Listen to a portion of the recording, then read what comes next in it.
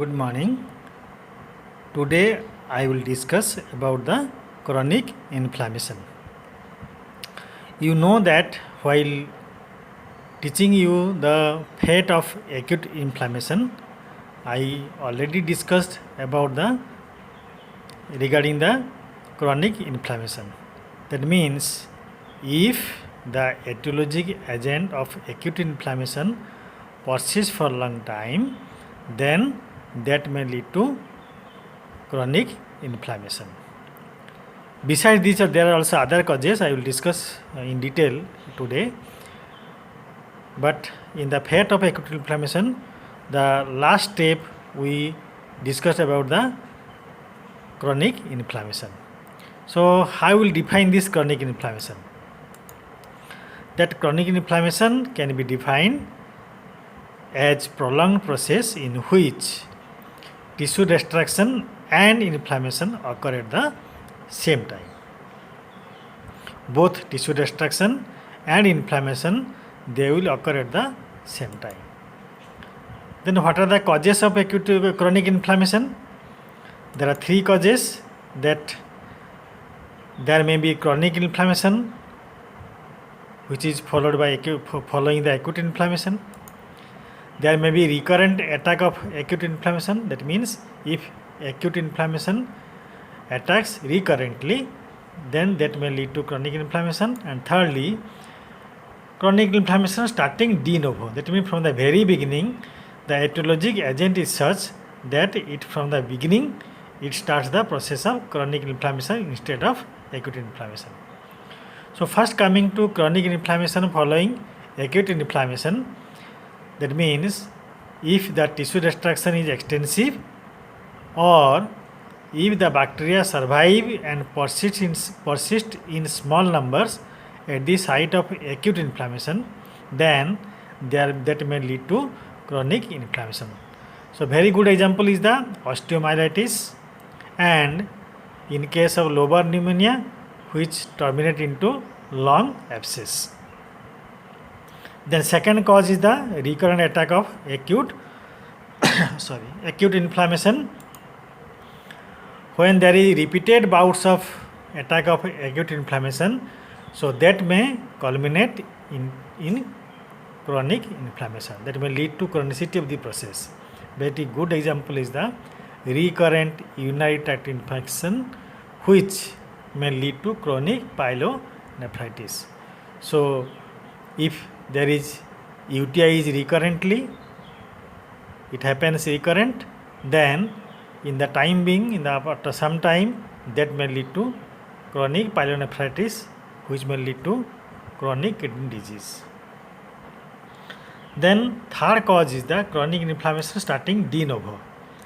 That means when the infection with organism having low pathogenicity, and that is chronic from the beginning. That means that though they are low pathogenicity, so that will create a condition which from the very beginning is the process of chronic inflammation. That means that the tissue destruction and inflammation both will occur simultaneously.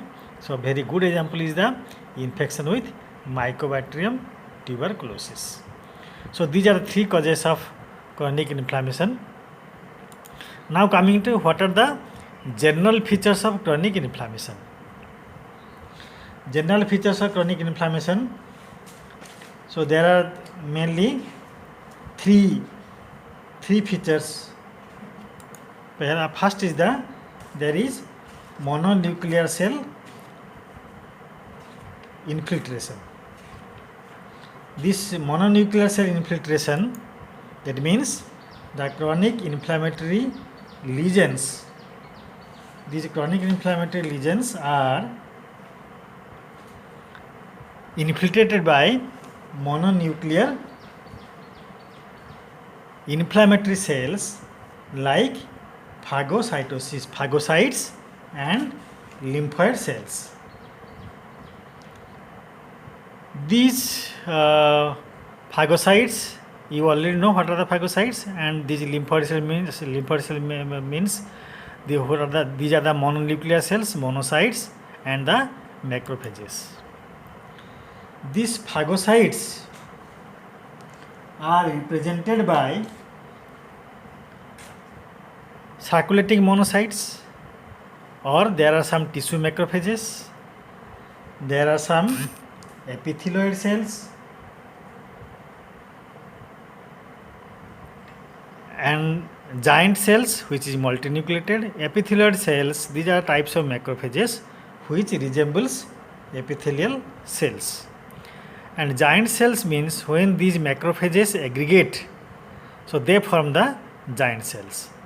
So the macrophages is the most important cells in the chronic inflammation. Then the blood monocytes, when they reach extravascular space, you know that how they reach the extravascular space due to vascular permeability and due to leakiness of the vessels. So when they go out, these blood monocyte, they transform into tissue macrophages. Then these macrophages, besides their role in phagocytosis, they get activated in response to stimuli such as cytokines and bacterial endotoxins. These are the cytokines are the chemical mediators of inflammation. So these macrophages, they will activated in response to these release of cytokines and bacterial endotoxins. So when they are activated, they release several biologically active substances which bring tissue destruction, neovascularization, and fibrosis. So these are the role of macrophages. So they will bring the tissue destruction, neovascularization, I already described, and fibrosis. Other chronic inflammatory cells are lymphocytes, plasma cells, eosinophils, and mast cells. So these are the important features of chronic inflammation. These cells main is the phagocytes and macrophages. Then second feature is the tissue destruction or necrosis. Tissue destruction and necrosis, these are the central features of most form of chronic inflammatory lesion. These are the important features. This is brought about by activated macrophages. In the last slide I told you these macrophages are activated. When they are activated, they will release variety of biologically active substances.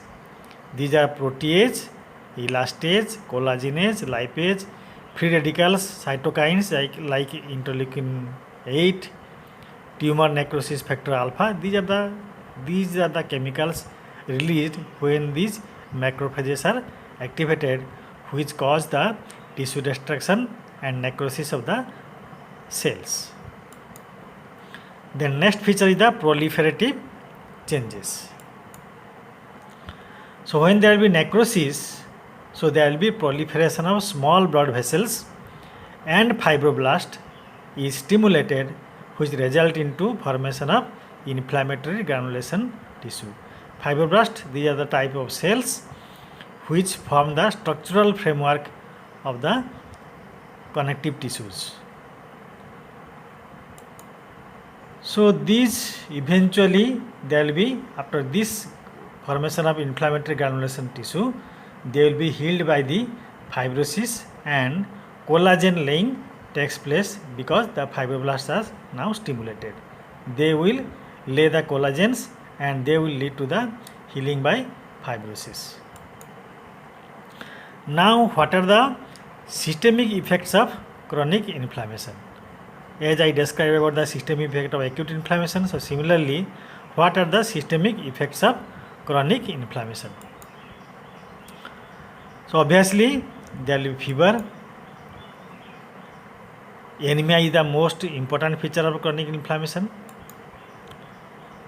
There may be leukocytosis, ESR may be elevated, and lastly there may be amyloidosis.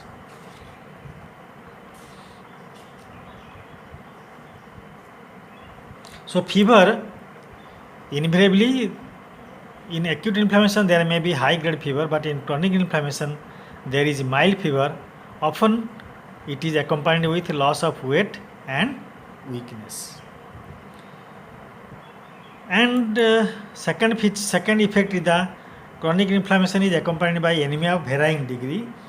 It will be taught in the detail in the pathogenesis of anemia. Then leukocytosis, as in acute inflammation, chronic inflammation has also leukocytosis, but along with this leukocytosis there may be relative lymphocytosis in these cases. Then erythrocyte sedimentation rate, that is elevated in all cases of chronic inflammation. Always ESR will be elevated if there is chronic inflammation. You might have observed in tuberculosis, because it is a type of chronic inflammation, the ESR is highly raised. In case of rheumatoid arthritis, that is also a type of chronic inflammatory process, that is also ESR is also highly raised. And amyloidosis in long-term cases of, if there is chronic suppurative inflammation, they may develop secondary systemic amyloidosis. So these are the features of systemic effects of chronic inflammation, that is fever, anemia, leukocytosis, elevated erythrocyte sedimentation rate, and amyloidosis. So these complete the details about the chronic inflammation. In the next class I will describe about the healing and repair. Thank you.